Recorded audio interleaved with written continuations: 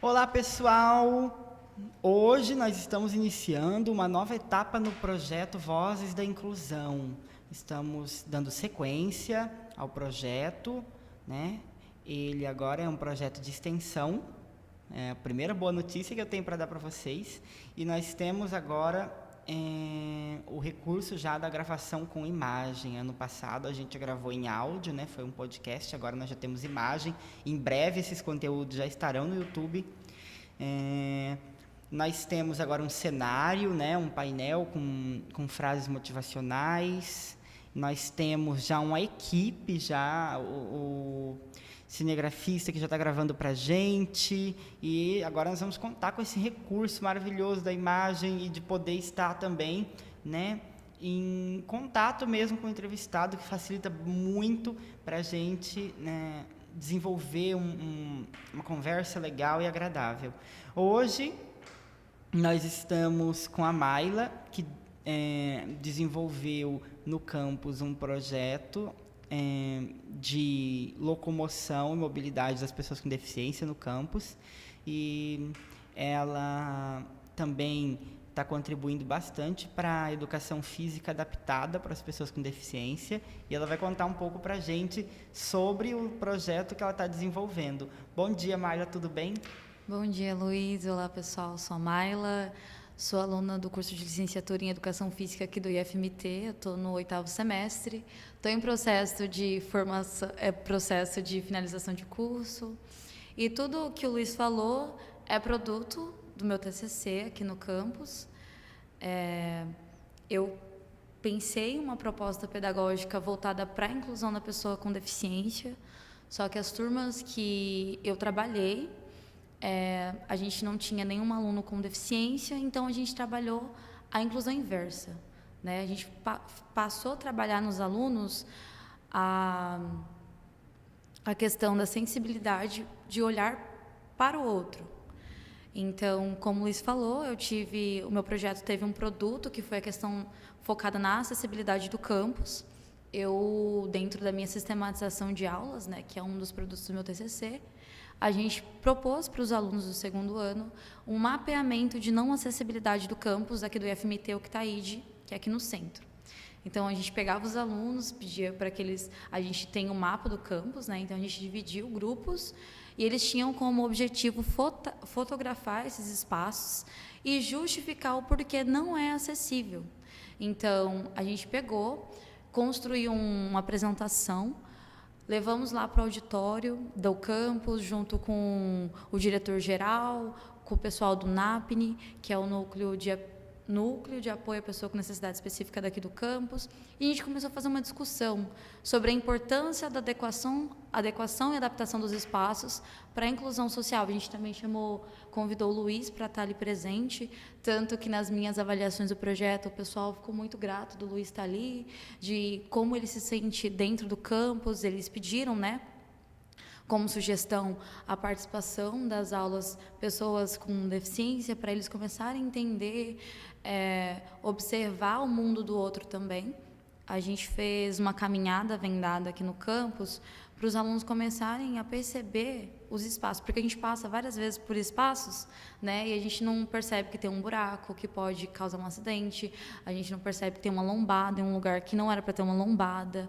E aí os alunos começaram a perceber esses espaços. Nossa, tem uma escada aqui que falta um corrimão, coisas que eles passavam todos os dias e não observavam. Então, também, essa caminhada vendada, essa dinâmica da aula, facilitou para esse mapeamento.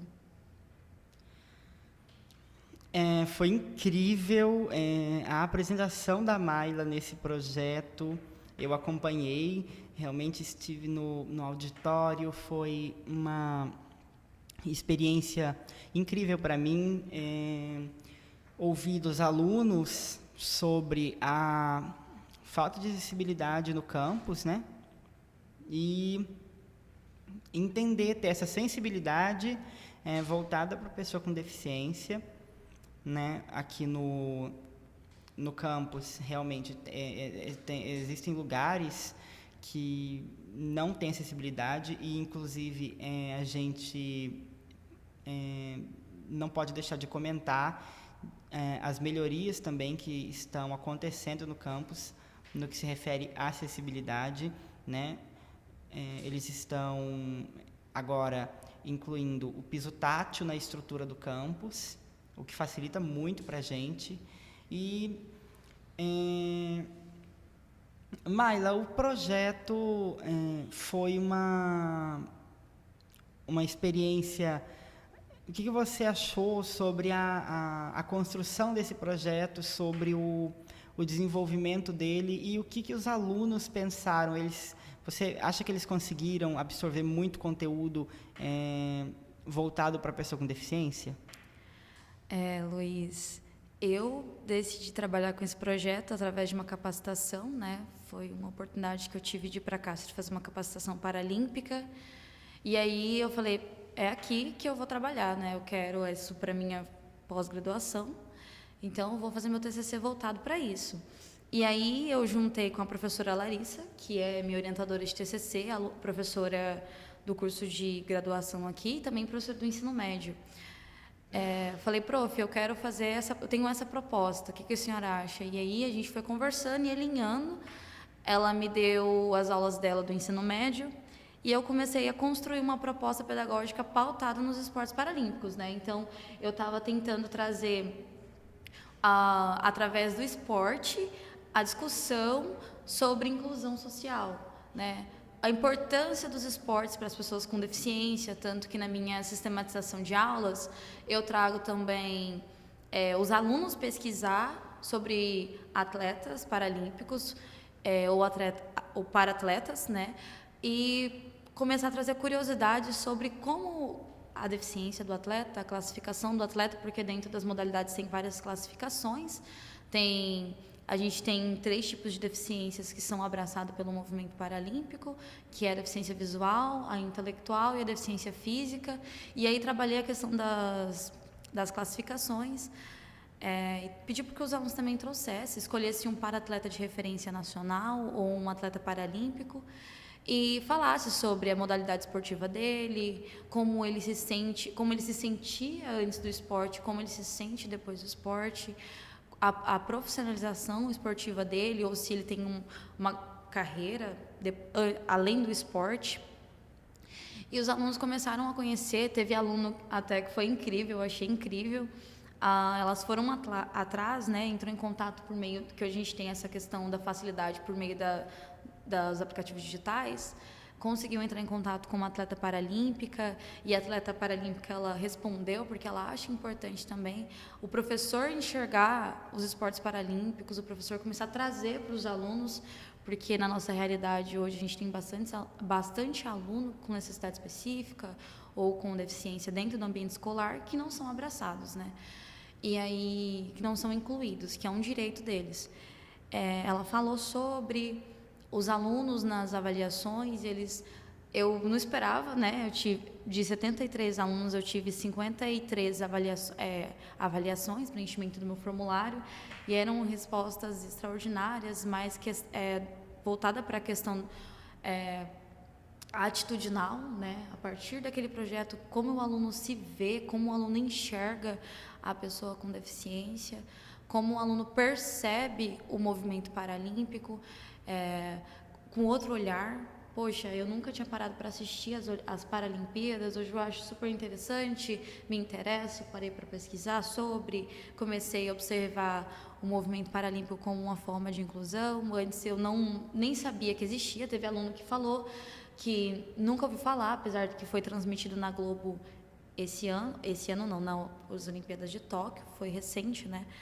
Então, os alunos falaram que nunca assistiram, mas na Olimpíada todo mundo para assistir, né? Que tem uma divulgação maior. Então, o professor trazer essas discussões, ainda mais o professor de educação física, que ele tem uma ferramenta incrível, que é as Paralimpíadas, os esportes paralímpicos, os esportes adaptados, para dentro da sala, discutir, foi uma coisa que a gente também trouxe naquela apresentação, né, do mapeamento de inclusão do campus. A gente falar sobre essas coisas faz com que os alunos, né, que não têm deficiência, comecem a valorizar uma rampa, comecem a valorizar uma cadeira adaptada, comecem a valorizar o piso tátil, porque a gente vê muita questão do vandalismo, mas a gente não traz a sensibilidade, a gente não provoca a sensibilidade no aluno sobre essas coisas. Então, os alunos começaram a enxergar uma rampa, valorizar o espaço de uma rampa. Então, ninguém nunca mais... eles falam que não vê a rampa como um espaço de pendurar, e sim como um apoio, como uma coisa importante para a inclusão social. E, Mayla, como que você viu que esse seria o seu método de trabalho na sua graduação de Educação Física? Como que você se interessou pelas atividades, pelos esportes adaptados? Desde o primeiro semestre, eu sou bolsista de iniciação científica, e aí eu era bolsista da Rede SEDES, que o centro é lá o centro dela é lá aqui no Mato Grosso, é lá no Nemate Cáceres. E aí eles trouxeram uma formação, uma capacitação paralímpica, e aí eu tive a oportunidade de ir. Me interessei muito pelo movimento, eu conheci o coordenador, que era o David, na época, no aeroporto aqui de Cuiabá, a gente foi junto para lá, e aí um ser humano incrível. Eu também tive a oportunidade de conhecer a professora Afonsa, que está super ligada ao movimento paralímpico. Fiz uma formação, minha capacitação foi voltada para atletismo com o professor Alex, que é um profissional brilhante. E aí falei, poxa, eu sempre quis, né, como ser humano, na minha graduação, focar em um curso onde eu pudesse talvez mudar a perspectiva de vida de alguém, ajudar as pessoas também a serem incluídas. E eu vi, né, na educação física adaptada ou na educação física inclusiva, uma oportunidade de fazer isso, que eu sempre quis trabalhar com a questão de dar oportunidades, trabalhar na questão de inclusão. Eu me sensibilizei muito com a questão do movimento mesmo, que está ali questão de abraçar, focando nas outras pessoas. Eu nunca fui muito ligada à questão de uniformizar as coisas. Eu gosto muito da diversidade, das diferenças. Eu acho importante a gente valorizar essas coisas. E aí, eu nunca fui a favor de uma sala em fileiras, um aluno olhando para a nuca do outro. Eu gosto muito daquela questão de valorizar a diversidade dos alunos que eu tenho dentro de sala de aula. E isso é interessante, o que a Mayla citou, né? Porque a gente realmente falta profissionais como a Mayla que possam ter um olhar voltado, né, às nossas atividades, não só nos esportes, mas em sala de aula mesmo, assim, as atividades adaptadas. A gente que tem deficiência se sente lisonjeado, né, de contar com esse apoio que vai trazer, eu tenho certeza, né, vai trazer um ganho, né, muito relevante na prática dos esportes adaptados para pessoas com deficiência, e a gente sente falta disso realmente nas escolas. A gente sente falta do apoio e da adaptação do professor com as atividades, principalmente na educação física, né? A gente sente essa falta. Eu, como aluno com deficiência, eu não tive muito contato com esses esportes, assim, nas escolas que eu estudei. Eu não tive muito contato com as aulas de educação física. Geralmente a gente ficava sentado ou jogando algum jogo de tabuleiro ou algo, ou não faziam atividades, né? Então é um ganho para a gente só agradece a presença e o empenho que a Mayla se dedica, né? Que a Mayla está fazendo, e isso vai causar aí uma inclusão em sala de aula para as pessoas com deficiência, que eu espero que consigam participar mais das atividades do que eu participei.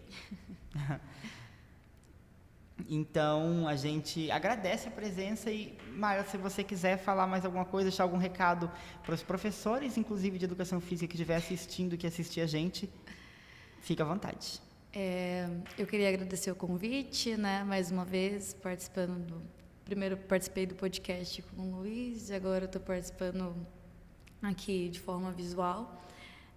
Agradecer pelo convite, né, por dar a oportunidade de apresentar um pouquinho sobre o meu projeto, dar voz também a essas pessoas que são muitas vezes, ainda mais nas aulas de educação física, como o Luiz falou, eu acho importante porque a gente aprende muito com os alunos e, querendo ou não, o Luiz tem uma experiência que o professor às vezes pode trabalhar também a partir da experiência do Luiz, é muito interessante. Então, professores, comecem a olhar os seus alunos com mais carinho, comecem a praticar aquilo que você aprende na graduação, tá? Que na graduação a gente não aprende tudo, mas a gente aprende algumas coisas que é importante a gente colocar em prática também.